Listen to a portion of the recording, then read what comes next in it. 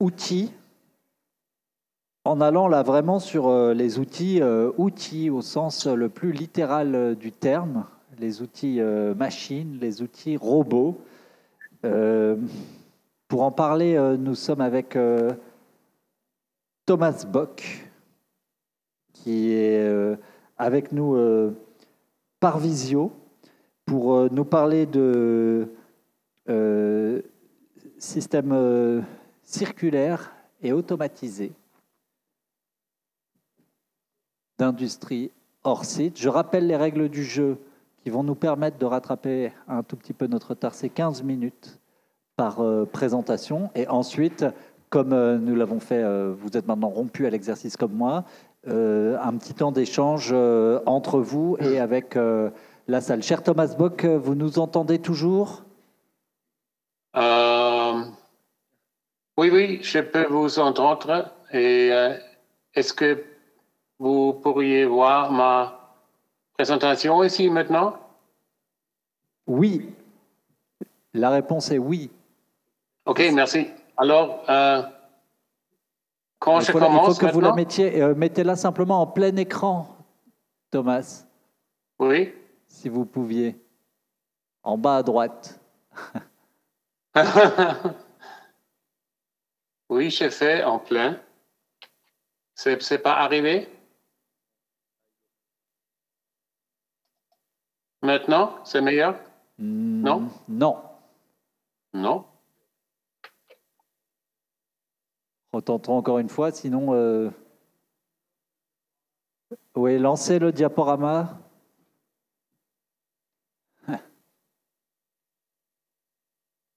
Alors, je serais bien en peine de vous guider en allemand en plus.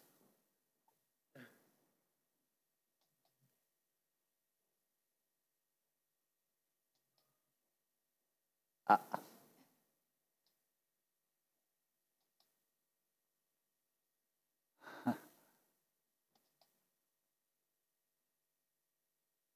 Voilà, moi, bien bête, moi qui ai mis la pression à tout.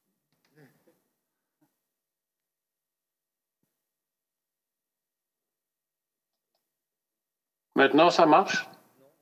Non, on ne voit plus rien, Thomas. Sie müssen den Slideshow, nee, jetzt sehen wir gar nicht den Bildschirm. Also nochmal den Bildschirm teilen, aber den richtigen, weil davor haben wir jetzt nur die kleinen Bilder gesehen von dem PowerPoint. Okay. Nur nochmal teilen, also Bildschirm teilen, Oui. ganz oben, rechts. Oui, je fais ça, ja. Mache ich schon. Okay, wir sehen aber, ja, wir sehen nur Ihren Namen. Okay.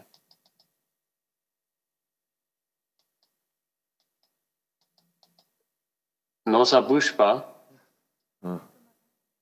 Oder versuchen Sie es nochmal wie vorhin?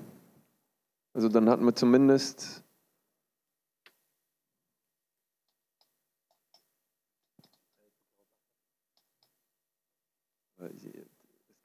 Ça marche pas, je pense. Là, il faut qu'il repartage tout son écran, non? Son écran n'est même plus partagé. Yeah. Weil davor hatten wir Ihren Bildschirm zumindest gesehen, aber jetzt sehen wir nicht mal den Bildschirm. Wir sehen eigentlich nur... Ansonsten nochmal einwählen und nochmal teilen, Bildschirm teilen.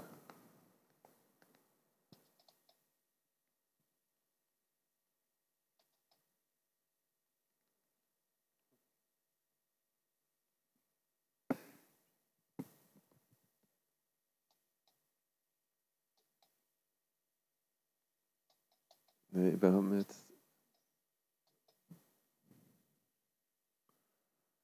Ansonsten, vielleicht können Sie versuchen, nochmal kurz rauszugehen und wieder rein in die Besprechung und dann nochmal teilen. Ah, jetzt haben wir den Bildschirm. Okay, perfekt. Okay. Und dann unten in PowerPoint nochmal da, ja genau, die Slideshow. Et maintenant, ça marche? Also wir sehen zumindest das PowerPoint, aber wir sehen nicht den Slideshow. Im Sinne, ich glaube, der geht auf einen anderen Bildschirm. Und das heißt, wir sehen eigentlich nur die kleinen...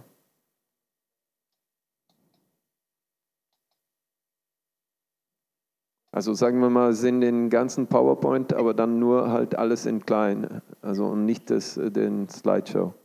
Sinon, comme ça. Hein. Aber wir können es auch so halten. Ich würde, le mieux est l'ennemi du bien. Hein. Oui. Ja, ich denke in der Tat, lass uns einfach auf die Art versuchen. Wir können es eigentlich perfekt lesen. Und wenn Sie weiterklicken, dann können wir wahrscheinlich auch einfach so. Ja, super. Okay, excuse-moi. On part comme ça. Vielen Dank. Bon, merci à Klaas qui décidément aura été indispensable à la bonne tenue de ce colloque. Thomas Bock, la parole est à vous. Ok, merci bien. Excuse-moi les problèmes avec ma présentation. Alors, je commence maintenant. Je veux parler un peu en ce qui concerne l'automatisation, la préfabrication, parce qu'on partage beaucoup de problèmes en France et en Allemagne. Maintenant, ici, la louer est trop chère et il n'y a pas les appartements à louer modérés. Et aussi beaucoup de problèmes avec l'énergie parce que le gouvernement allemand a décidé de quitter l'énergie nucléaire et tout ça. Alors, je pense on a achevé il y a déjà environ 50 années, on a achevé déjà une très grande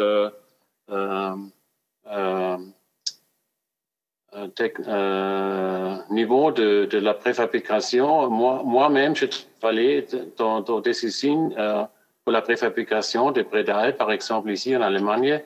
Et aussi, j'ai gagné Thomas, je suis vraiment navré, mais en fait, on ne voit pas vos slides passer. On est encore sur la première slide. Quoi? Vous comprenez? Comment? Vous pourriez me comprendre? Allô? Est-ce que Klaas peut revenir sur le coup? C'est quoi? Wir hören Sie perfekt. Wir hören Sie perfekt. Nur wir sehen immer noch den ersten Slide im Augenblick. Ah, komisch. Je ne comprends pas. Ja, ich glaube, Sie waren auf Slide 3 oder 4 angekommen. Weil wir sind nicht das Diaporama, wir sind eigentlich nur diese kleine Und ja, genau. Also wenn Sie aus den Modus Präsentation rausgehen, dann können wir so folgen am besten wahrscheinlich und da weiterklicken einfach. Maintenant? Ja, jetzt sind wir auf der richtigen Seite. Und da wird aus dem Publikum gefragt, ob Sie Ihre Kamera anschalten können. Ausschalten? Nee, anschalten. Anschalten, oui. Habe ich angeschaltet, ja? Wir sehen gerne das Gesicht auch dazu. Okay, ich habe angeschaltet, aber ich weiß nicht, warum nicht geht. Okay. Kamera. Oh mein Gott. Courage. Ok, bon. Alors, j'ai essayé la caméra aussi, mais je ne sais pas. Alors, j'ai gagné aussi des expériences dans les États-Unis, à Texas, à San Antonio. Les Américains ont produit les unités en béton à 3 dimensions. C'était avant le North American Free Trade Agreement. Alors, on n'a utilisé pas les ouvriers pour marché de Mexico. Alors, après, on a employé beaucoup d'ouvriers pour marché de Mexique, mais on n'a pas investi dans la technologie des machines et tout ça. Et j'ai travaillé aussi un peu avant la révolution en Iran. On a construit beaucoup d'écoles préfabriquées. Et même en France, on était très avancé. J'ai fait une stage chez Coignet. Coignet a employé un ingénieur de Citroën, c'était M. Raymond Camus. Il a introduit les systèmes de production de Citroën dans la préfabrication des éléments béton. C'était très innovant. Et alors, j'ai construit aussi des maisons en Espagne avec les systèmes préfabriqués. peu tôt, mais c'était seulement la mécanisation. Alors, comme un stage, pendant des études à IIT, à Chicago, dans les États-Unis, j'ai rencontré un professeur japonais. Il m'a dit du système de Sekisui et de Toyota. Et cela m'intéressait parce que je ne connais pas une compagnie qui produit les voitures, qui produit aussi les maisons. Alors, je suis allé en Japon et j'ai analysé la technologie de préfabrication en Japon. Et c'était la plus avancée de tout le monde. Et alors, je vais vous montrer un peu. Entschuldigung, kurz einen Augenblick. Wir sind immer noch auf Slide Nummer 3 aktuell. Je ne comprends pas. Hein? Ich denke, man soll nicht auf die Präsentationsmodus gehen und einfach auf diesen Bildschirm und dann halt so auf die Slides klicken, dann geht es am besten. Dann sehen wir eigentlich, wo sie sind. Dann können Maintenant, c'est ça? Ja. De Texas? Ja, perfekt. So können wir OK, c'était le système de Texas. Alors, ça, c'était le système pour Iran. Alors, et après, en France, avec Coignet, c'était le système désigné par M. Raymond Camus. Il a introduit des concepts de production d'automobiles de Citroën. Et j'ai aussi travaillé avec un système en Barcelone. Les Catalans étaient très avancés, mais les plus avancés, je trouve, à mon opinion, ce sont les Japonais.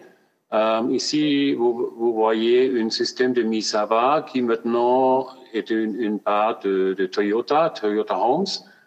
Et après ça, j'ai construit mon système pendant ma première position de professeur à l'Université de Karlsruhe, avant l'Université de Munich. Alors, c'était un système de préfabrication flexible. Alors, la flexibilité, on pourrait achever avec les robots. Alors, on ne pourrait pas seulement produire les éléments dans les mêmes dimensions, mais chaque élément était un élément différent à toutes les dimensions. Et après, oui, tout le monde connaît les avantages. Je ne peux pas répéter. On est plus efficace avec la préfabrication. J'ai comparé ici les systèmes allemands et japonais. Alors, les Japonais sont plus efficaces que les Allemands ici dans la préfabrication. Et aussi, je pense, on doit trouver une balance entre ce qu'on fait hors site et ce qu'on fait sur site. Bien sûr, c'est meilleur si on pourrait faire le plus grand pas hors site, mais il reste encore une petite part pour le chantier. Alors, ici, on peut voir les systèmes américains, les mobile homes, mais ils ne sont pas très flexibles. Alors, le plus flexible, c'est les petites briques, mais ce n'est pas efficace pour assembler à main. Alors, je pense un système comme les Japonais ont développé, c'est pas si grand que les Américains, c'est pas si petit comme les briques ici en Europe. Je pense les systèmes en dimension médiane sont meilleurs peut-être. Ils sont très flexibles pour préfabriquer et pour aussi assembler sur le chantier. Et aussi, cela intéresse pas seulement les ingénieurs, mais aussi les architectes, c'est la flexibilité du dessin. Alors, ça dépend encore. On doit trouver une balance. Et aussi, pour les mobile homes, comme les États-Unis, c'est pas si flexible. Alors, on trouve de nouveau que les systèmes en dimension moitié sont très flexibles, aussi en ce qui concerne la flexibilité pour les dessins. Et aussi, je pense, ce qui est très, très important, c'est la vitesse. Maintenant, on a les taux, les intérêts pour financiers c'est très élevé maintenant. Alors, ça veut dire qu'on doit construire plus vite, plus rapidement. Alors, on doit préfabriquer et assembler presque parallèlement. Les chantiers en Japon, ils sont très vite. On a assemblé un bâtiment, une maison à 2 étages, 150 mètres carrés, entre 4 et 6 heures. Alors, c'est très vite. Alors, ça veut dire on ne doit pas payer beaucoup des intérêts pour les finances. Alors, je pense que c'est très efficace. Alors, on doit développer le système à assemblage très rapide. Et aussi, je pense, on doit considérer le processus. Je pense que le processus est peut-être plus important que le BIM. Tout le monde parle sur le BIM, Building Information Modeling, mais moi, je pense que le processus, c'est plus important. Et j'ai utilisé beaucoup un système qui a été développé par Dassault, une software pour Dassault a dessiné ça pour la construction des avions. Et il pense dans le processus. Et je pense c'est plus important de penser et développer des systèmes pour un processus très rapide. Et toutes les autres choses, le dessin du produit doit s'adapter à un processus rapide. Et alors, on doit penser sur les systèmes et les sous-systèmes. C'est très important. Les sous-systèmes, soit les éléments de bâtiment ou soit les systèmes de production. On doit tout le temps développer et penser à tous les deux ensemble. Alors, on ne peut pas séparément développer le système de bâtiment et le système de machines à production. Pour moi, c'est un processus intégré. Et ici, vous verrez quelques systèmes soit en acier, soit en plastique, soit en bois ou en béton et tout ça. Et alors, c'est toute la flexibilité, c'est énorme.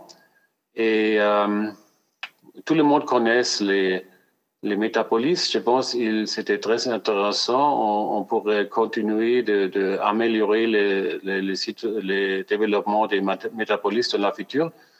Et on doit aussi penser à des systèmes, soit les panneaux, soit les unités à 3 dimensions. Peut-être seulement le salle à bain et tout ça où se trouvent beaucoup des outils. On pourrait produire dans une unité à 3 dimensions et les autres éléments pourraient les panneaux à 2 dimensions par exemple. Et ici aussi une production automatisée pour les salles de bain. Et c'était un système, ce qui suit M1, c'était très innovatif. Je connais M. Kazuhiko Ono. Il a aussi étudié dans le même institut où j'ai obtenu mon doctorat de l'Université de Tokyo. Et l'avantage de ce système qu'il a développé, c'était un système où on pourrait aussi désassembler. Alors, ça veut dire on n'a pas les dégâts, on a tous les bâtiments, on peut désassembler, on peut rénover et réassembler dans la même configuration ou une configuration différente. Alors, je pense que c'est très important parce qu'on ne jette rien. On peut réparer tout ça et renouveler, et je pense que c'est magnifique. Et moi, dans mes études de doctorat à Tokyo, j'ai assemblé des structures avec un robot et je pourrais désassembler avec le même programme. Alors, je pense qu'on doit étudier le choix pour assemblage ou désassemblage. Alors, on peut résoudre le problème de tous les déchets et de tout ça. Je pense que c'est très efficace. Et après, OK, notre système qui est très spécial pour Japon, pour la préfabrication, c'est le lien avec les clients. C'est très fort et très spécial. C'est un peu comme les liens avec les voitures. Et on offre un service jusqu'aux 60 années. C'est énorme. Alors, la relation et le service, c'est magnifique. Hein.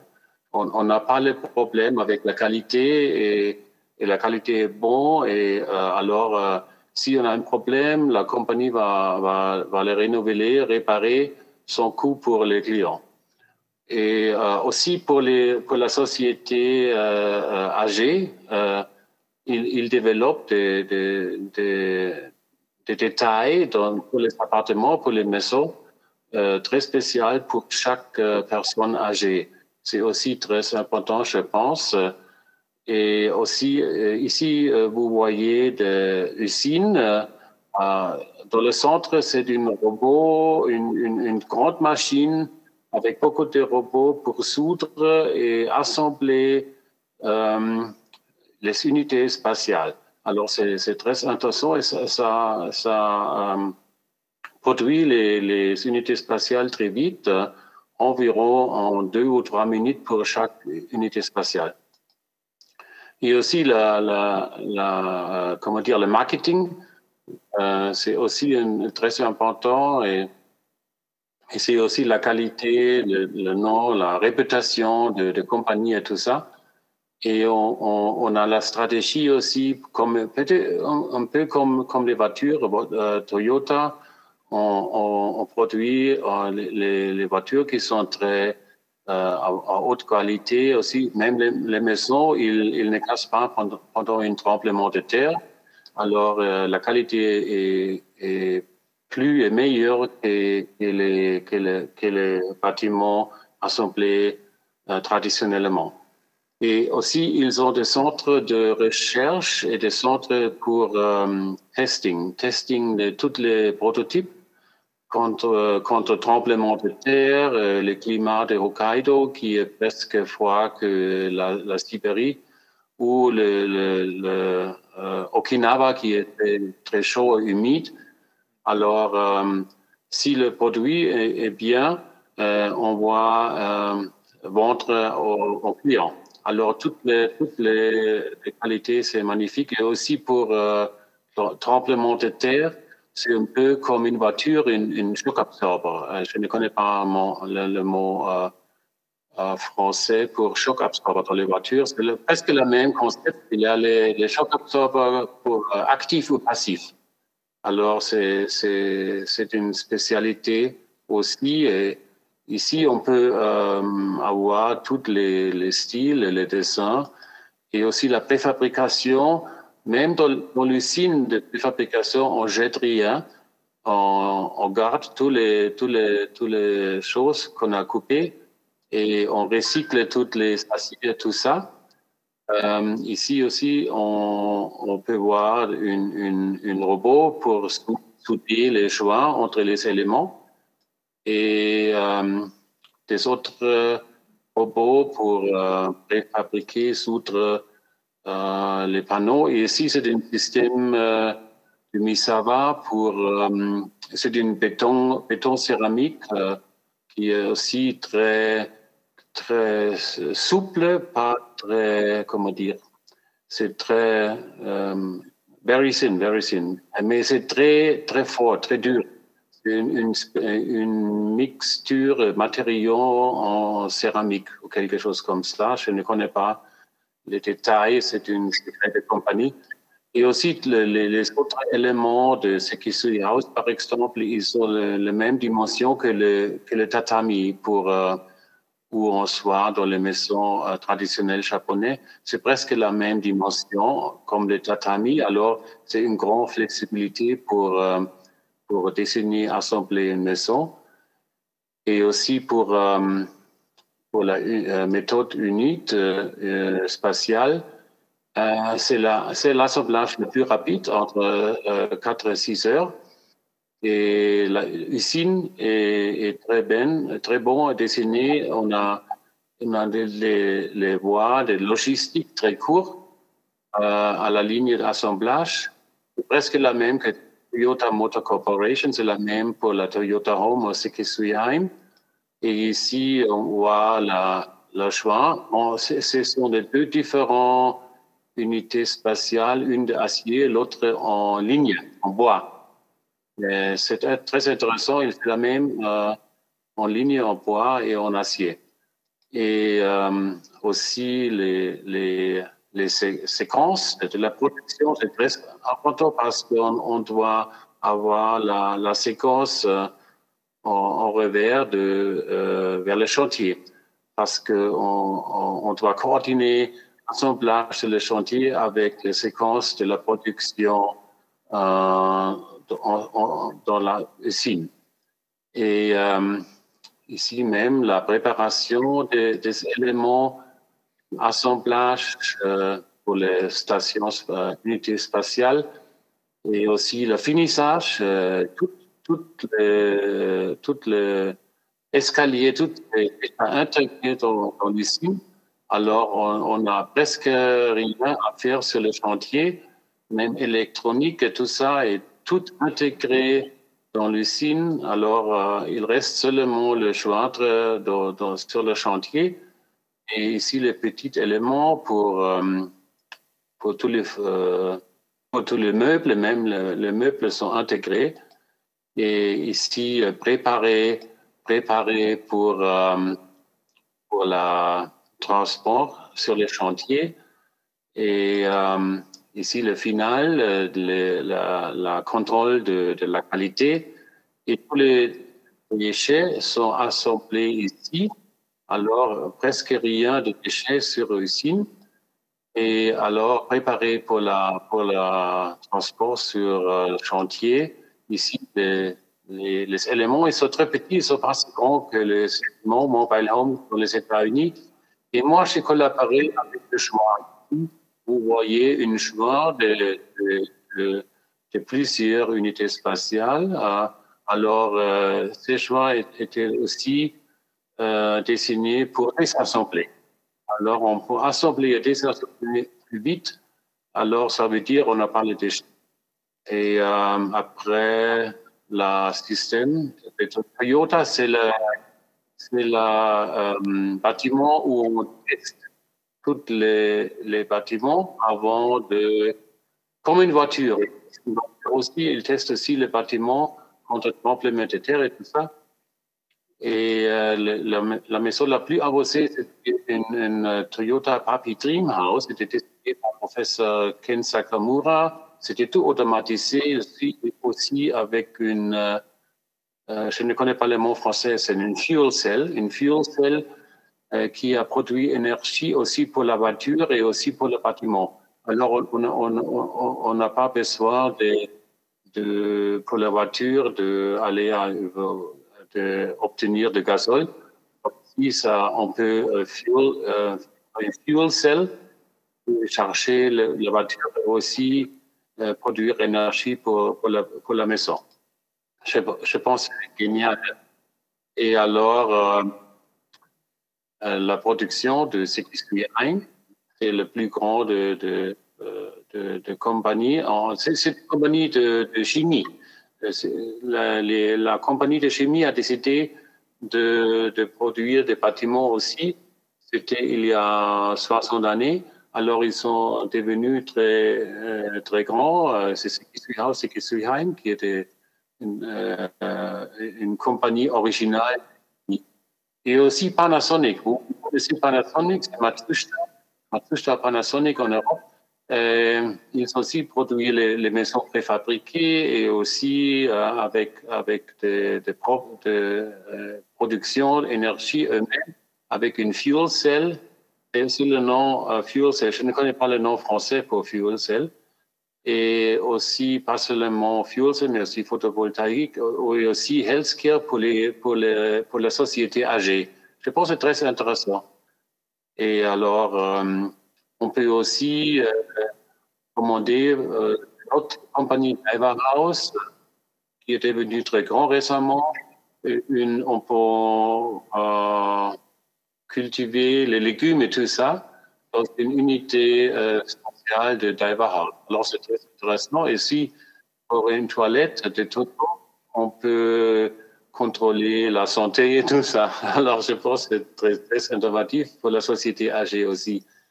Nous avons aussi dessiné quelque chose à Munich, une mélange entre les systèmes spatial et panneaux.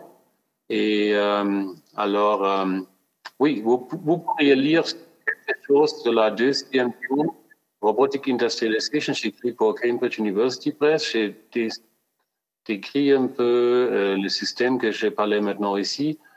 Et aussi sur ma site nouveau, ROD, ça veut dire Robot Oriented Design, ROD.de, j'ai environ 30 vidéos. Vous pourriez voir quelque chose là, le système que j'ai présenté maintenant très couramment, malheureusement pas beaucoup de temps. OK. Alors, s'il y a quelques questions. Merci beaucoup, Thomas. Et merci surtout d'avoir réussi à être des nôtres, bon vent, mauvais vent. On est bon au fond côté slide?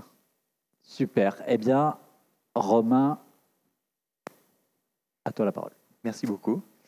Et donc, merci pour... Ah, c'est juste que on m'entend, c'est bon?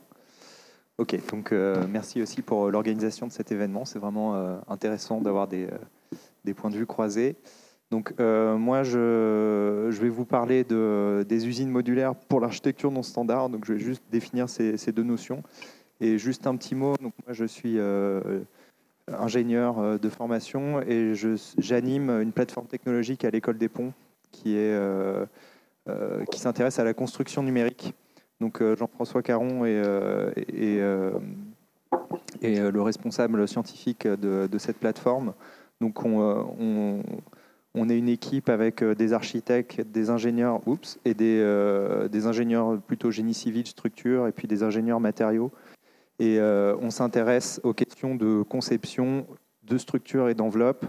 Et du coup, les questions des nouveaux procédés de construction étaient intéressants. Ça a été, les architectes se sont beaucoup appropriés ces questions-là. Il y a eu l'exemple de l'université de Stuttgart, par exemple, ce matin, qui est un bon exemple. Il y a aussi l'ETH à Zurich qui a des travaux très intéressants sur la question, qui sont des questions portées par les architectes.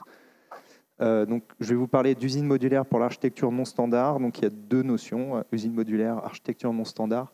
Donc, architecture non standard, c'est le nom architecture non standard a été proposé par Marine Bagnéris pendant sa thèse à l'université de Montpellier, sous l'encadrement de René Motreau et Bernard Morin. Et donc, ça s'oppose évidemment à l'architecture standard ou standardisée dont on a déjà pas mal parlé avec l'image d'Épinal de l'unité d'habitation où on a des modules extrêmement répétitifs. Et ça, ça a été dit aussi ce matin, c'est une vision, ce qui se cache derrière l'unité d'habitation ou ces exemples de standardisation à outrance, c'est une vision très fordiste en fait de la production. Où, vous savez, la Ford T, c'est une voiture qui n'avait pas d'option, elle était forcément noire, et vous ne pouvez rien choisir. Évidemment, cette vision industrielle, elle a beaucoup évolué. Aujourd'hui, quand vous achetez une voiture, vous avez des milliers d'options. Et il y a eu des changements assez fondamentaux en fait, dans la façon dont on envisage la production des voitures. Et donc, c'est intéressant de regarder le cas de l'architecture non standard, donc, qui est défini par le fait qu'il n'y a pas de répétition possible des éléments. Donc, un exemple très connu, aussi un peu tarte à la crème, c'est le Guggenheim de Bilbao, qui est notamment un des premiers bâtiments où il y a une maquette numérique type BIM faite avec CATIA. Enfin, à l'époque, c'était encore CATIA. Et c'était une des premières collaborations entre Rick Smith et Frank Gehry. Rick Smith, qui était un ingénieur de Lockheed Martin, donc quelqu'un de l'aéronautique. Donc, on va regarder, nous, dans nos recherches, on regarde notamment l'architecture non standard, non pas parce que c'est le gros problème qu'il y a aujourd'hui, c'est simplement en fait un scénario intéressant, une hypothèse de travail où on sait que cette vision hyper standardisée ne va pas fonctionner. Et donc, on va être obligé de mettre en place une démarche où on va devoir s'adapter à la variabilité qu'il y a forcément dans un projet d'architecture. Et ça, c'est parce que nous, on est dans un contexte académique, on est seulement capable de travailler à petite échelle. Et donc, je vais vous montrer des projets faits avec des étudiants sur des pavillons. Donc, c'est vraiment des petites hypothèses, voilà, des petits démonstrateurs. Donc il y a deux questions qu'on va se poser. La première, c'est comment on va passer d'une modularité des composants à une forme de modularité ou de flexibilité de l'appareil productif. Et en fait, j'ai aussi un peu envie de vous expliquer comment les gens qui font des usines réfléchissent à la façon dont on les organise. Et on va pouvoir parler aussi d'autres modes de production, de la production distribuée, etc. Et ce qui est intéressant aussi, c'est de voir comment s'articulent les contraintes de fabrication et le processus de conception. On parlait de loi MOP inversée ce matin. Et clairement, nous, dans nos expérimentations, on sent le besoin d'intégrer, d'avoir une discussion plus horizontale entre les acteurs et peut-être moins séquentielle que ce qu'il y a aujourd'hui dans certains projets.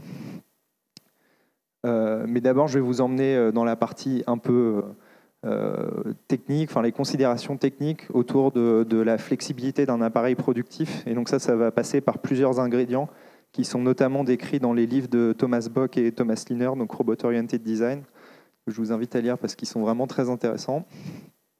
Et donc la flexibilité, elle va passer par plusieurs dimensions. Et on peut agir sur plusieurs de ces dimensions. Il y en a une qui peut être la mobilité. Donc là, on a un robot palettiseur, un chariot élévateur automatisé. On peut avoir de la flexibilité par les outils. Donc ça, je vais vous faire une démonstration plus imagée. Et enfin, la flexibilité par le logiciel qui est indispensable si on réfléchit à de la production automatisée et robotisée.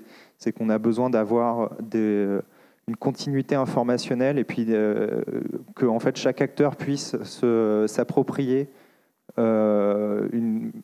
beaucoup plus en profondeur le workflow numérique, on va dire, pas seulement de la conception assistée par ordinateur, mais aussi de la fabrication assistée par ordinateur.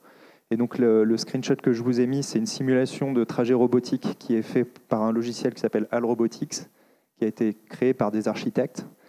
Et donc, qui a été créé par des architectes parce qu'ils avaient besoin, dans des projets compliqués, d'avoir accès à la simulation des procédés de fabrication, de se réapproprier cette partie-là, en fait, pour comprendre ce qui était faisable et ce qui n'était pas faisable, et changer leur dessin en tant que tel. Donc, c'est des gens extrêmement intéressants. Donc, pour revenir sur ces trois dimensions, la mobilité, c'est quelque chose qui... il faut se dire qu'une usine, c'est pas forcément quelque chose de fixe. Et je sais pas, attends, je regarde combien j'ai de temps. Ouais, c'est parti. Et là, je mets un exemple d'un entrepôt Amazon. Ça, c'est juste pour qu'on ait l'image. Finalement, il y a eu énormément de travail autour de la mobilité dans l'industrie. Et donc, il y a des entrepôts Amazon avec des palettiseurs qui vont amener les palettes à un endroit donné, etc. Donc, c'est devenu des produits de grande consommation. Et dans l'industrie aéronautique ou automobile, ça s'est aussi beaucoup développé, pas forcément pour bouger les composants, les voitures auxquelles il y a les convoyeurs ou les carrousels, ça c'est assez classique, mais c'était aussi pour pallier à des problèmes de maintenance des usines. Quand on a des robots qui sont soumis à des usures prématurées, par exemple un robot qui fait de l'usinage, on va plutôt le mettre sur une plateforme mobile de telle façon que quand on a besoin de faire de la maintenance, on va le retirer sur sa plateforme mobile, on va mettre un autre robot qui va continuer la production et on fait la maintenance séparément. On n'a pas une chaîne continue sur laquelle la défaillance d'un robot entraînerait l'arrêt de production de l'usine. La mobilité a été envisagée en fait dans l'industrie pour ces questions-là en fait de rendement essentiellement. Donc la deuxième partie, c'est la modularité des outils. Et donc l'idée, c'est qu'on a dans pas mal d'industries des outils extrêmement spécialisés. Donc, par exemple, dans le bois, il y a des machines-outils pour faire de l'usinage, du fraisage, etc., qui sont extrêmement coûteuses, très spécialisées et qui ne vont pas pouvoir forcément, qui par définition ne peuvent pas s'adapter à plusieurs procédés. Donc nous, ça nous intéresse de regarder cet aspect, pour le coup, vraiment de robotique modulaire dans la cellule qu'on a développée à l'école des ponts, parce que nous, on a une cellule académique donc qui n'a pas une visée productive, donc nous, on a envie de tester plusieurs scénarios. Et donc là, ce que vous voyez dans la vidéo, c'est simplement un robot qui va changer des outils. Il y a des changeurs d'outils automatiques qui permettent de faire passer des signaux, que ce soit électriques ou pneumatiques, de la puissance, etc.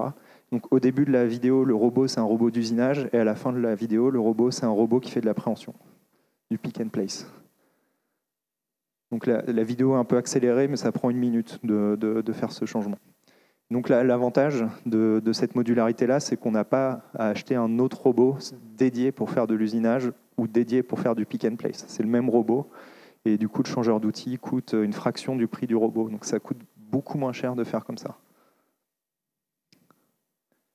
Et donc ça va un peu à l'encontre des paradigmes technologiques qu'il y a eu dans les années 80, ce qu'on appelait les Single Task Construction Robots, donc des robots monotâches, dont on s'est rendu compte qu'ils n'étaient pas compétitifs en fait, parce qu'il fallait quelqu'un pour les calibrer, etc. Et puis ils allaient faire une tâche, et puis on sait très bien que quand on fait un bâtiment, on a besoin de faire plein de tâches séquentiellement ou en parallèle. Donc la modularité des outils, c'est une dimension importante. Et la dernière chose, c'est la flexibilité logicielle, avec ici deux simulations qui sont issues du logiciel que j'ai déjà mentionné, où on va ici adapter, optimiser le positionnement d'un robot pour rendre des opérations faisables. Donc quand le robot s'allume en rouge, ça veut dire que ça ne marche pas. Et il y a un moment, on est bien obligé de faire la simulation de tout le procédé pour vérifier que ça va bien fonctionner in fine. Et ça permet de régler de quelques détails à la fin. Donc il y a un aller-retour entre la simulation du robot et le dessin de l'objet qu'on fait au départ. Okay, donc sur l'étape de gauche, ce qui est important, c'est que finalement, on est en train de configurer, si vous voulez, notre cellule ou notre usine. C'est pas vraiment une usine, mais donc il y a bien un dialogue, ce que mentionnait Thomas Bock, entre la conception de l'outil de production et puis la conception de l'objet. Donc ça, c'est assez différent des logiques, on va dire top-down, un peu tayloristes, quoi. Donc le résultat de ces réflexions, c'est une cellule robotique qu'on a montée à l'école des ponts. On a repris ces ingrédients avec les logiciels que j'ai mentionnés, un robot qui est sur track, donc qui va pouvoir se déplacer dans une cellule, des postes de travail fixes qui vont être à côté, et puis des changeurs d'outils automatiques qui nous permettent de reconfigurer la cellule. Donc ça nous a servi de base pour plusieurs expérimentations, plusieurs pavillons.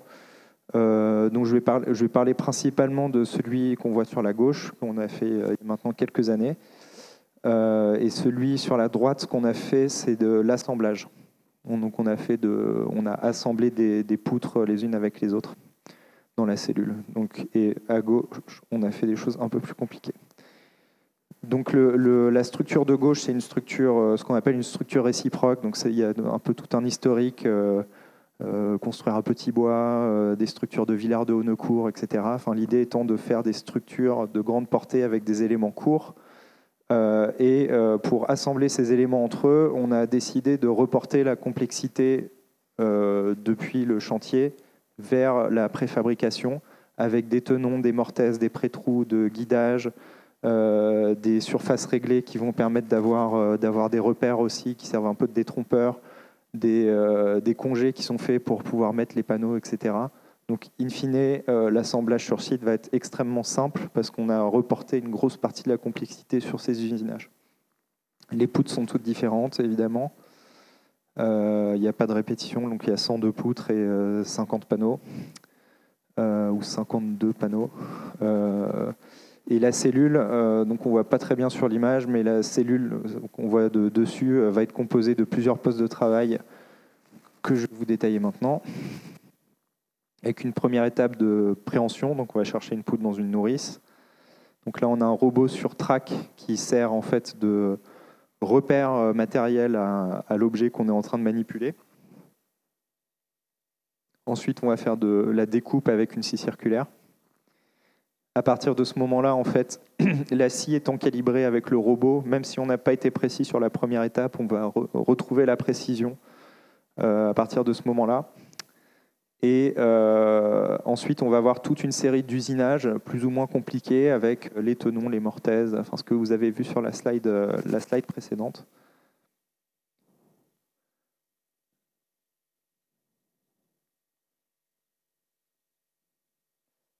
Voilà, donc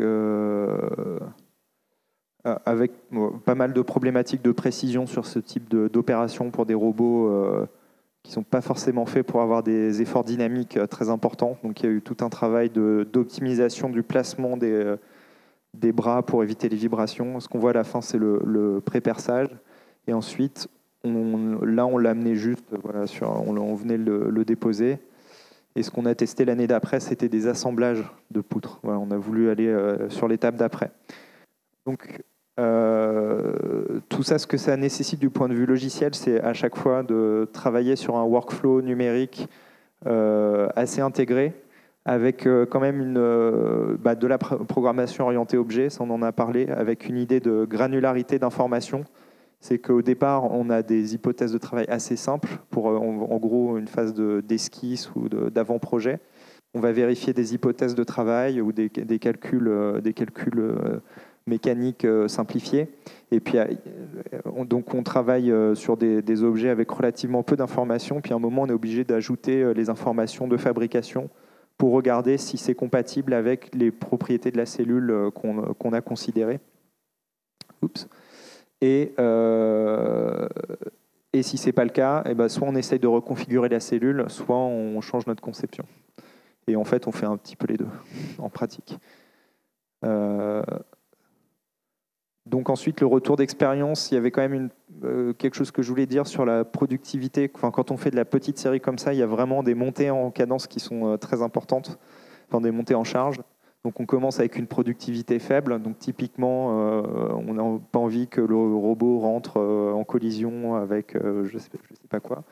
Donc les premières poutres étaient faites en une vingtaine de minutes et les dernières étaient faites en 5 minutes. Donc ça, c'est un message aussi sur la micro-série et tout ça. En vrai, c'est compliqué de faire de la micro-série. Ensuite, bon, évidemment, on n'a fait qu'une sculpture, enfin une structure, donc on a beaucoup de la valeur ajoutée qui est hors site. Et ce qui est resté in situ, c'était en gros faire le relevé géomètre et placer les fondations. Et après, il y avait une demi-journée d'assemblage. Et un petit retour d'expérience sur la précision qu'on avait. On était à peu près à 1,2 mm de précision sur chaque poutre et à 3 mm au global sur la structure qui fait à peu près entre 7 et 8 mètres de portée. Donc on avait un assemblage sans jeu qui était rendu possible parce qu'on avait la précision du numérique, donc ça c'était intéressant. Donc les perspectives pour nous, voilà, dernière slide, c'est d'avoir une simulation plus efficace de certains procédés. Donc ça, Classe en a parlé un petit peu sur l'impression 3D, c'est un peu un besoin transverse. Ça c'est pour permettre une interaction plus fluide entre les outils de conception et de fabrication. Et on est aussi en train de travailler sur un développement d'une solution générique multiprocédé qui pourrait inclure le potentiel de faire de la préfabrication foraine. Enfin, ça veut dire de faire bouger partiellement l'usine ou une sorte de proto-usine plus près du chantier pour éviter les problématiques de transport qui peuvent arriver si on n'a pas un maillage suffisamment dense des usines de préfabrication en fait. Donc ça, c'est une action R&D qui est en cours dans le cadre d'un projet qui est porté par la région Île-de-France qui s'appelle Construire au futur, habiter le futur. Et voilà, je vous remercie pour votre attention. Merci beaucoup. Construire au futur, effectivement, en voyant les vidéos, on se dit que le futur est déjà un petit peu là. Jean-François Caron, vous allez nous parler, comme je le disais tout à l'heure, d'impression béton. Vous allez nous montrer les limites de ce qui se fait aujourd'hui et peut-être la manière dont on peut les repousser. Peut-être. Oui, donc bonjour à tous. Je suis Jean-François Caron, donc je suis professeur à l'École des Ponts. Plus près du micro, vous m'entendez là? Oui. Donc je suis professeur à l'École des Ponts et la présentation s'inscrit un peu dans la suite de ce qu'a montré Romain. C'était sur un objet particulier qui est un outil particulier, on va dire, qui est l'impression 3D sur des matériaux. Alors on dit impression béton, mais c'est des impressions de mortier. et le lien potentiel avec la construction hors site. C'est clair que l'impression 3D, c'est un moyen de faire de l'industrialisation, en tout cas de la construction béton, clairement. Et c'est un peu de ça que je vais vous parler, c'est dans l'autre sens. Voilà, donc on ne va pas trop revenir là-dessus, mais c'est vrai que malgré tout ce qu'on peut dire, il y a quand même un casse-tête qui se présente à nous. Ça, je ne vais pas revenir dessus, sauf de dire que malgré ces émissions de gaz à effet de serre et la quantité de matériaux consommés, malgré tout, on va multiplier par 2 le nombre d'urbains jusqu'à 2050. Malgré tout ça, on continue à faire avec des prémurs ou avec un tas de choses 40% de matériaux non structurels dans une structure. D'ailleurs, c'est un déchet énorme. On a déjà parlé des déchets solides dus à la construction. Et les études montrent que, quoi qu'on fasse, enfin en tout cas les études le montrent de l'ADEME et du CSTB, qu'en 2050, 80% des matériaux seront des bétons, seront pas du bois ou de la terre, ils seront du béton. Alors ce sera des bétons certainement, parce qu'en fait, il ne faut pas non plus faire un bashing contre le béton. Le béton, c'est avec du ciment, mais ça peut être aussi avec des matériaux qui sont moins impactants, des ciments bas carbone, et donc on devrait pouvoir y arriver. L'autre volet, on en a aussi parlé, mais j'insiste, c'est que la productivité est en berne. Il y a très peu d'innovation dans la construction. Les outils sont restés les mêmes, en fait. Là, j'en ai mis que 2, mais j'ai toute une planche, je n'avais pas la place. On voit que la productivité, depuis les années 60, en fait, alors, bon, je me suis trompé de courbe, mais depuis les années 60, ça n'a pas bougé. En plus, on n'a plus personne. On se demandait ce matin, est-ce qu'il faut garder les gens sur le chantier, pas sur le chantier? Est-ce qu'il faut mieux les payer, pas mieux les payer? Le problème, c'est juste qu'il n'y a plus de gens qui veulent bosser sur les chantiers. Et ça ne va pas s'arranger avec le vieillissement de la population. Thomas Bock nous a beaucoup parlé du Japon, mais c'est ça qu'ils essuient un peu en premier chef. Donc, on a des problèmes de recrutement et donc l'industrialisation est sûrement quelque chose dont qu'on peut pas contourner. Et puis enfin, le béton sera toujours le matériau de construction principal et on en a aussi parlé un peu, c'est bien, je suis le dernier exposé, c'est super. On a parlé de la déconstruction, de la réversibilité et c'est vrai que pour le béton, moi, la structure de gauche qui est quand même très élégante et extrêmement efficace pour ma vision de homme, matériaux et structure, quand on voit ce qu'on en fait, la seule alternative pour s'en débarrasser, il faut peut-être trouver d'autres solutions. Et là aussi, on pense que l'automatisation, la préfabrication, alors je n'ai pas mis le mot industrialisation, mais j'aurais dû changer mes transparents, mais c'est ça, c'est effectivement ça, plus que préfabrication, c'est l'industrialisation via une digitalisation importante, et ça, Romain en a beaucoup parlé. On pense que c'est une réponse à ces enjeux.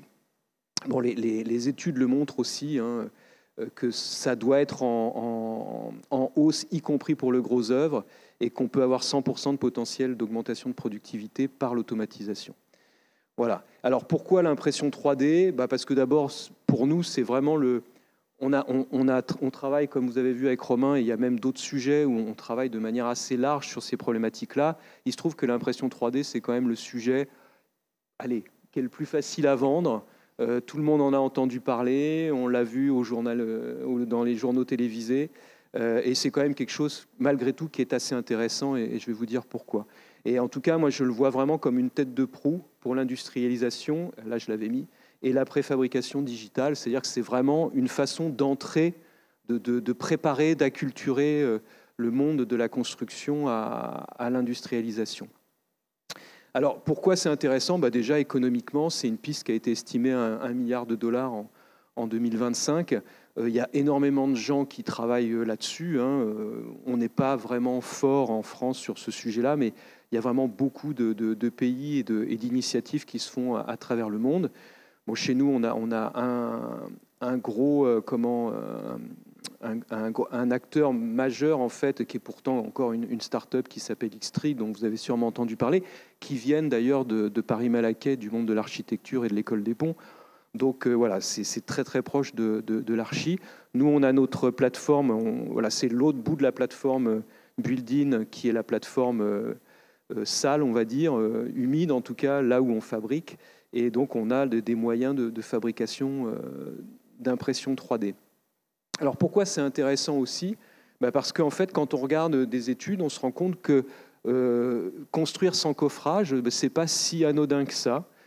Pour des structures en béton armé installées, l'impact des coffrages que vous voyez ici en rose et en rose clair, là, la pose et le travail, le matériau et la pose, n'est pas du tout négligeable pour une structure en béton armé.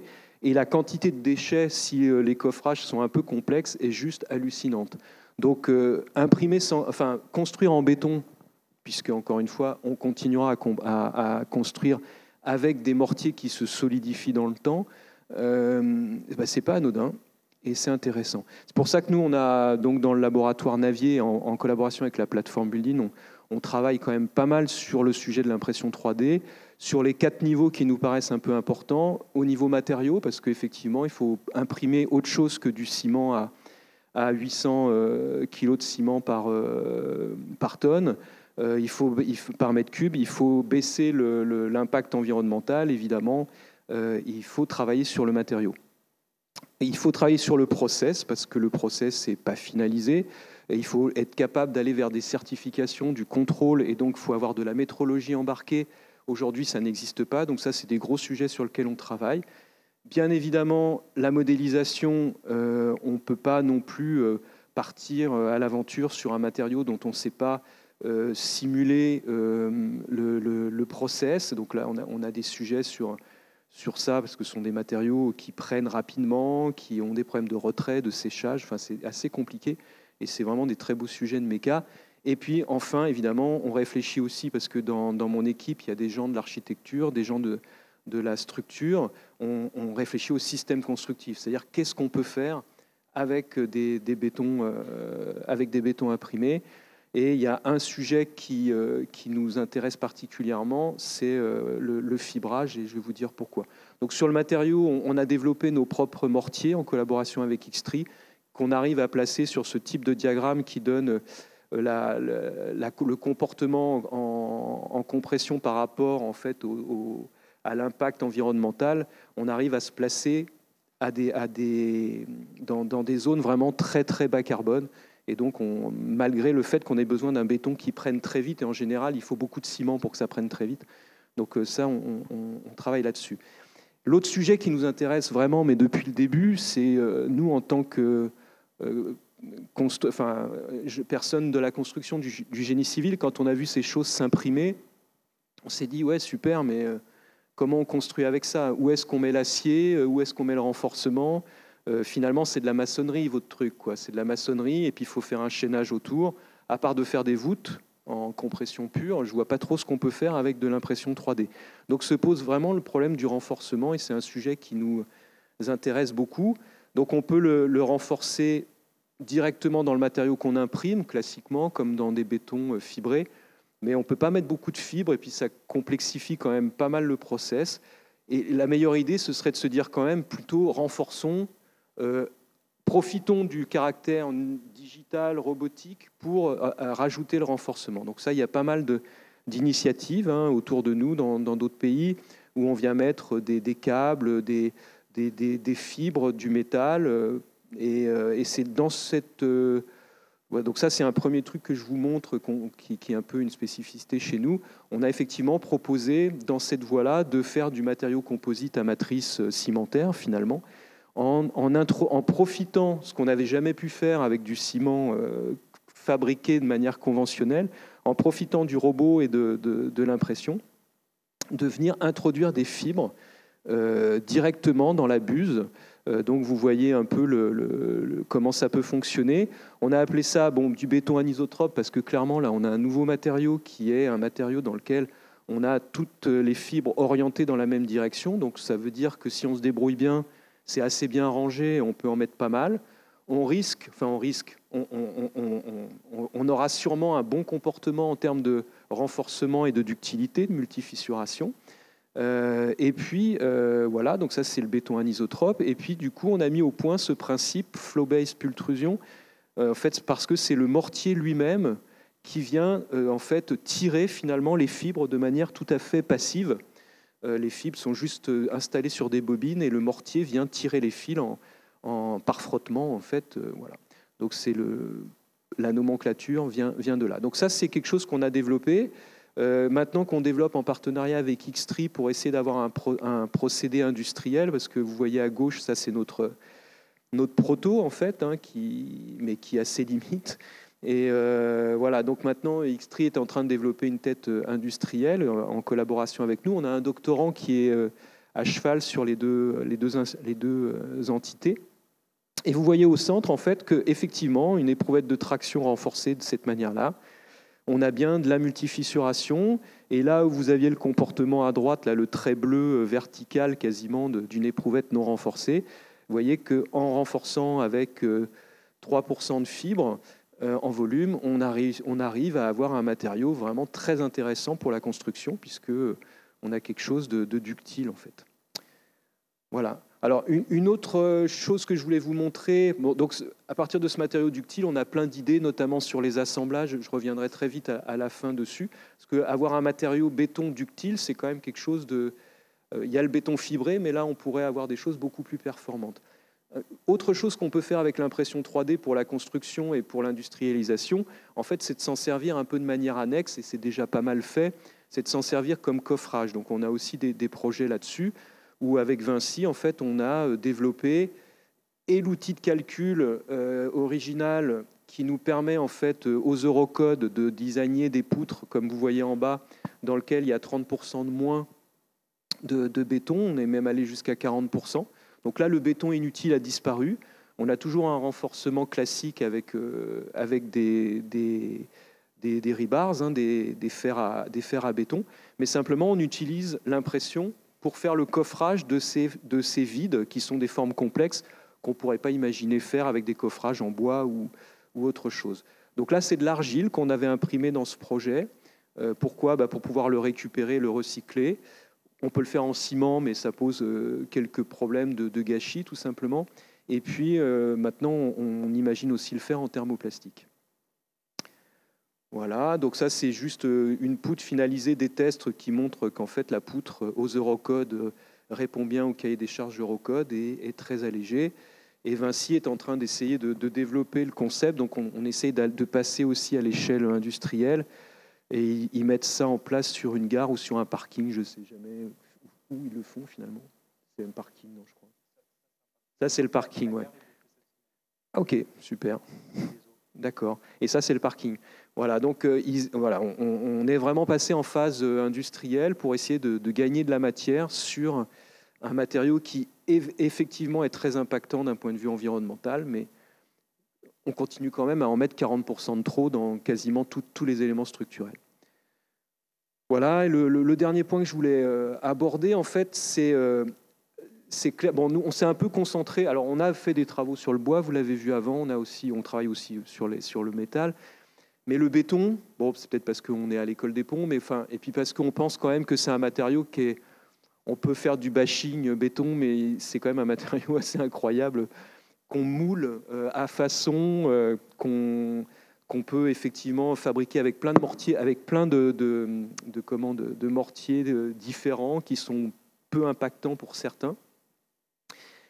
Mais le ramener dans la préfabrication et dans un concept d'industrialisation, ça veut quand même dire de ne pas faire des pièces trop grosses, parce que sinon on a des usines qui seraient monstrueuses. Donc ça pose le problème qu'on s'est déjà posé aujourd'hui tous ensemble, du montage, du démontage, de la réutilisation. Hein, je vous avais déjà mis une slide, qu'est-ce qu'on fait de tout ça?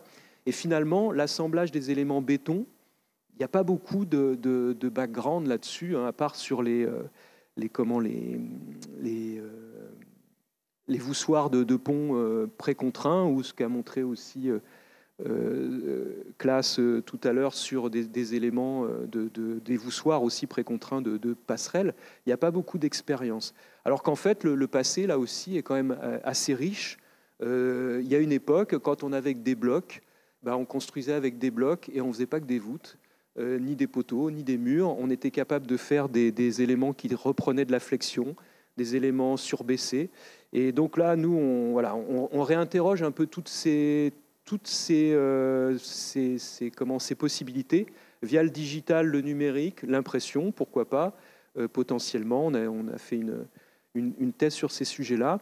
Et c'est vrai que de repenser un peu des concepts montables, démontables, grâce à la précision qu'on peut obtenir avec l'impression 3D et les outils dont Romain vous a parlé, parce que l'impression 3D peut être couplée avec de l'usinage, par exemple, de l'usinage à l'état frais. Ça se fait. Nous, on ne l'a pas encore fait, mais on va bientôt le faire. On peut venir reprendre des surfaces sur le béton après 2 heures, une fois qu'il a été imprimé, pour avoir des surfaces de référence et faire des assemblages extrêmement précis. Voilà, et ça, c'était un projet, je vous montre juste cet exemple-là, mais c'était un projet d'élèves, un concours qu'il y avait eu avec Holcim, où en fait, effectivement, on peut imaginer des choses finalement assez complexes, mais grâce au workflow digital, grâce à l'impression 3D, à l'usinage, on peut faire des choses finalement, réinventer un peu la façon de construire en béton. Voilà, c'est un peu les choses que je voulais vous dire. Donc on est une équipe assez... alors là, c'est un peu tous les jeunes ou moins jeunes qui sont passés sur les projets d'impression 3D. Certains sont encore chez nous, d'autres sont maintenant chez Vinci, chez HAL Robotics ou même chez Xtree. Et voilà, merci pour votre attention. Merci infiniment pour cet exercice. Franchement, on peut le dire un peu de haute voltige quand même, parce que bon, moi, je suis à mes frontières, aux limites de ma compétence. Je ne vous le cache pas. Quelles sont vos questions sur les 2 exposés qu'on vient d'avoir? Celui sur la microproduction et la robotique d'une part, et sur le béton imprimé d'autre part.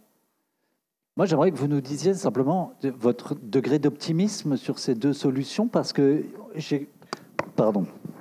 comprends que c'est plus compliqué que ce qu'on voit au JT de 20h,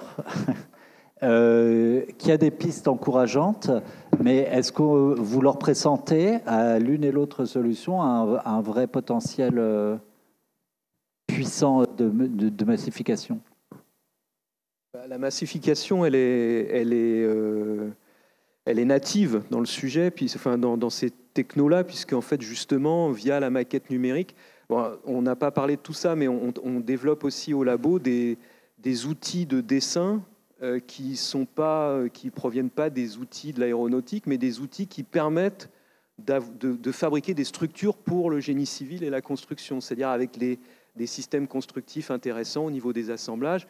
Voilà, donc à partir du moment où l'architecte ou le concepteur design avec des outils qui sont plus adaptés pour la construction plutôt que d'utiliser des outils qui ne le sont pas forcément, en tout cas qui ne sont pas natifs pour ça, la chaîne numérique, après, elle est un peu...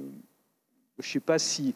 On va être optimiste, mais je ne vois pas comment c'est pas possible autrement. Enfin, oui, je suis très optimiste parce que ce que j'ai mis dans mes premières slides sur le fait qu'il n'y a plus vraiment beaucoup de personnes qui veulent travailler dans ce secteur-là, qu'on doit réinventer des systèmes constructifs, on l'a dit, que malgré tout, il y a la réhab, on n'en a pas parlé, mais les panneaux de façade, on a un peu parlé d'énergie Sprong, mais il y a plein d'autres choses à faire pour réhabiliter je ne sais plus combien de millions de passoires thermiques en France. Et oui, il y aura du panneau photovoltaïque et non l'énergie grise embarquée dans un panneau photovoltaïque par rapport à l'énergie qu'on balance dans la nature par un bâtiment qui est mal isolé. Je veux dire, c'est même pas l'épaisseur du trait, quoi.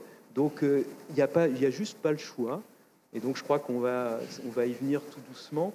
Et ça, c'est des outils qui permettent peut-être d'y aller de manière...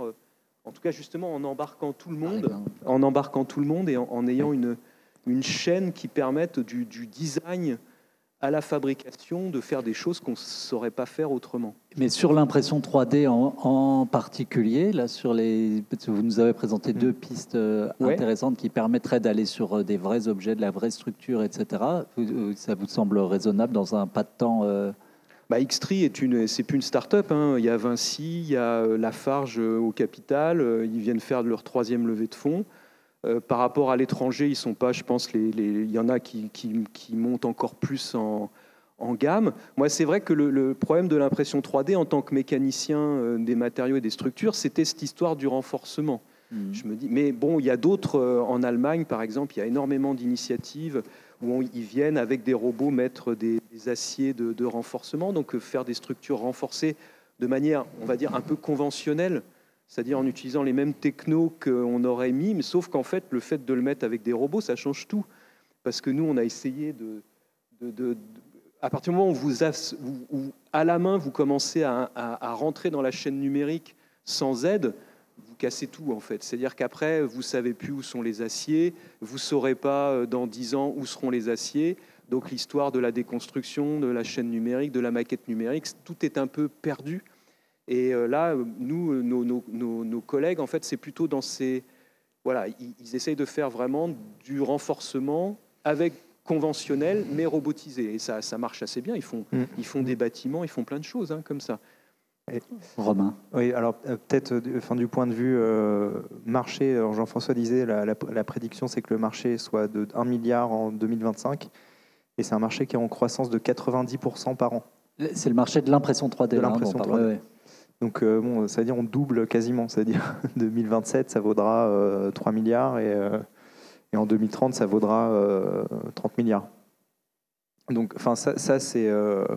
on voit qu'il y a une adoption assez massive. Après, la question sur laquelle nous, on travaille aussi, c'est celle des systèmes constructifs. Et il y a une nouvelle technologie, des nouveaux matériaux, nouvelle façon de le mettre en œuvre. Et on voit dans l'histoire que quand il y a un nouveau matériau, les systèmes constructifs, ils mettent énormément de temps à s'adapter. Le premier pont en acier, c'est Iron Bridge de Thomas Pritchard en 1779. Pour arriver au treillis spatial, il faut attendre les ponts de Gustave Eiffel, qui sont en gros 1780, donc 100 ans après. Si on regarde le béton, on a mis à peu près 100 ans avant d'arriver à mettre des armatures ou de faire de la précontrainte et de l'utiliser en fait d'une façon efficiente. Et ce qu'on faisait au début avec les ponts métalliques, le Iron Bridge, c'est clair, c'est calqué sur les ponts en maçonnerie, alors que l'acier, c'est un matériau extrêmement différent de la pierre. Et les gens ont mis du temps en fait à s'approprier la particularité du matériau, la particularité du procédé. Et ça, c'est un enjeu pour l'impression 3D. Néanmoins, aujourd'hui, on a quand même ce qui s'est passé entre-temps, c'est qu'on a toutes les théories de la mécanique qui déjà nous permettent de comprendre très vite comment fonctionne une structure et comment se comporte un matériau, et comment utiliser un matériau à bon escient. Mais ça reste un problème. On a eu, je pense, sur l'impression 3D, on a tous en tête des exemples de maisons imprimées monolithiques. Évidemment, en fait, ça n'a pas d'avenir, en fait. Et si on fait juste un calcul d'ordre de grandeur, on voit qu'on a plus de ciment dans les murs que dans ces murs-là que dans un mur en parpaing. Donc ça, on sait déjà, il ne faut pas le faire. Et par contre, la vraie question, c'est de trouver une convergence, en fait, entre le système constructif, le procédé, le matériau. Donc c'est vraiment un problème qui est où tout se tient, en fait, tout est lié. Donc ça, je pense que c'est ça une des difficultés. Et effectivement, la question du fibrage qui permet d'utiliser le matériau, on va dire, dans les deux sens, à la fois en traction et en compression, ça change beaucoup de choses sur le potentiel d'application de l'impression 3D. Et si je peux juste rajouter quelque chose, il faut aussi le voir comme complémentaire et collaboratif, c'est-à-dire qu'il peut y avoir des usines dans lesquelles des parties sont imprimées à côté de l'acier, à côté d'un autre matériau, pourquoi pas avec du bois. On fait des choses mixtes bois-béton maintenant. Donc l'impression 3D, c'est vraiment un outil. Il faut le voir comme un outil et pas comme une solution miracle qui va nous permettre de construire des bâtiments en 24 heures comme la promotion en est faite. Donc il faut... Voilà. Ce que je trouve intéressant aussi, je vais essayer... Oui, Lucas. Merci. Merci pour cette présentation très intéressante qui donne vraiment de belles perspectives. La question que je me pose, effectivement, c'est par rapport justement aux perspectives de l'architecture plus classique quelque part. En fait, du logement, c'est simple à réaliser quelque part. Donc, quelles sont en fait les opportunités qui s'ouvrent grâce à ces technologies? J'ai un peu du mal à comprendre, et de la même façon, en fait, la réhabilitation en fait tout court, en fait du parc, disons en fait de logements énergivores. En fait, est-ce que vous avez en fait des pistes que vous êtes en train de creuser là-dessus? Oui, il y a une dimension qui a été abordée en filigrane par classe, c'est en fait celle de l'assurabilité et puis de la confiance dans les acteurs. Il a dit quelque chose comme des fois je ne fais pas confiance à la personne qui va le mettre en œuvre, et du coup, je vais mettre plus de matière. Et ça c'est quelque chose qui a été mesuré à travers une étude de iStructy, donc en gros l'ordre des ingénieurs britanniques et du Commonwealth. Et donc il y avait un questionnaire qui a été envoyé aux praticiens. Il leur demandait: est-ce que vous surdimensionnez vos structures parce que vous ne faites pas confiance à la façon dont c'est mis en œuvre? Les ingénieurs répondent oui à 90%. Et oui systématiquement à plus de 80%. Donc nous, ce qu'on voit beaucoup, là on a montré l'impression, etc. Jean-François a parlé de la métrologie. Et quand on parle de construction 4.0, etc., il y a cette notion-là, c'est qu'en fait, on réintroduit aussi des mesures objectives qui vont servir de tiers de confiance. Voilà, on a fait une mesure de ce qu'on a fait objective et pas qualitative. Et ça, je pense que ça peut changer pas mal de choses, y compris sur la pratique globale, on va dire l'aspect psychologique. Si on compte l'aspect psychologique, c'est peut-être 1% des émissions de gaz à effet de serre au niveau mondial, quoi, hein. Enfin, cette question de ne pas faire confiance à la façon dont c'est mis en œuvre, hein. Donc ça, pour nous, c'est une des dimensions les plus importantes quand on parle de l'automatisation et tout ça. Et effectivement, il y a l'impression 3D, il y a des procédés d'usinage, mais ce qui est intéressant, c'est le fait d'objectiver. Et on sait que dans la filière du bâtiment, c'est extrêmement dur d'objectiver, de faire des référentiels qualité pour la réno ou pour la construction de maisons individuelles. À chaque fois, le secteur freine des mains et des pieds pour pas que ça se fasse. Et je pense que les gens qui travaillent avec ces logiques industrielles, de robotique, de contrôle qualité, eux, ils freinent pas vraiment des pieds pour faire ça, parce que ça fait partie de l'ADN de l'industrie, en fait. Si je peux rajouter quelque chose sur les bâtiments traditionnels, en fait, tout ce qu'on vous a dit là, en fait, ça rejoint aussi ce qu'a dit Romain, c'est-à-dire c'est aller vers l'économie de matière. C'est-à-dire que quand vous voyez un mur banché, pas un mur banché, alors un mur banché c'est pas mal non plus, mais même un pré-mur, voilà, merci. Quand vous voyez un pré-mur avec les deux couches, puis qu'après sur chantier on vient couler, et que à côté de ça, on est tous en train de bosser sur des mortiers bas carbone, où on essaie de diminuer la quantité de ciment dans nos sacs, et qu'on fait des murs de 20 cm d'épaisseur en béton sur les bâtiments dont vous parlez. Sur les bâtiments dont vous parlez, en fait, on fait des murs de plus de 20 cm d'épaisseur de béton, alors qu'à la trame d'à côté, vous voyez que 4 poteaux suffisent à tenir tout l'immeuble. C'est bien qu'il y a quand même un souci sur et sur un chantier, la banche ou le prémur, on ne sait pas vraiment faire autre chose aujourd'hui. Pour ça que c'est ce côté faire des choses peut-être plus petites, plus assemblables, plus déconstructibles aussi, du coup.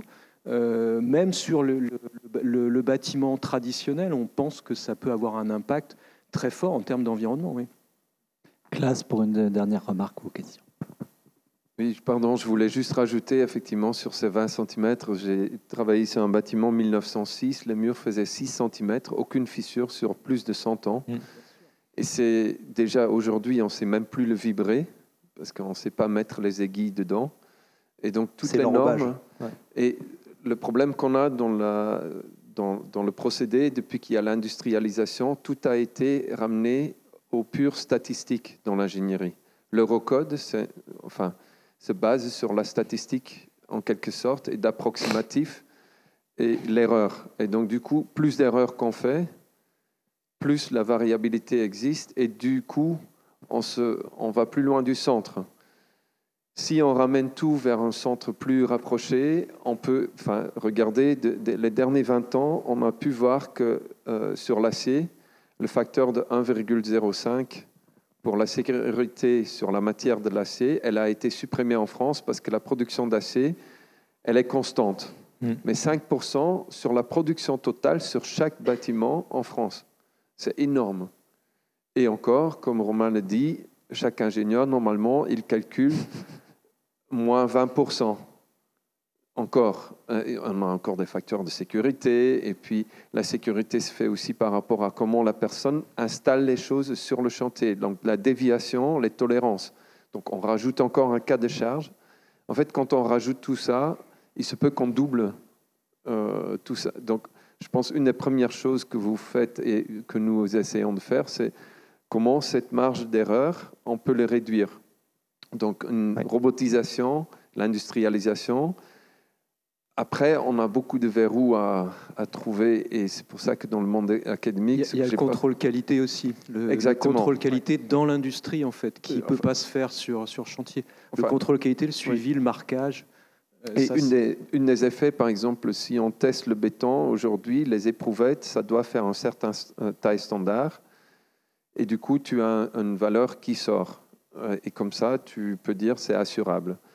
Pour le ciment imprimé, les éprouvettes, comme ça fait que 6-7 cm d'épaisseur, ce n'est pas standardisé. Et donc, on doit diminuer de 30% à la limite sa valeur caractéristique.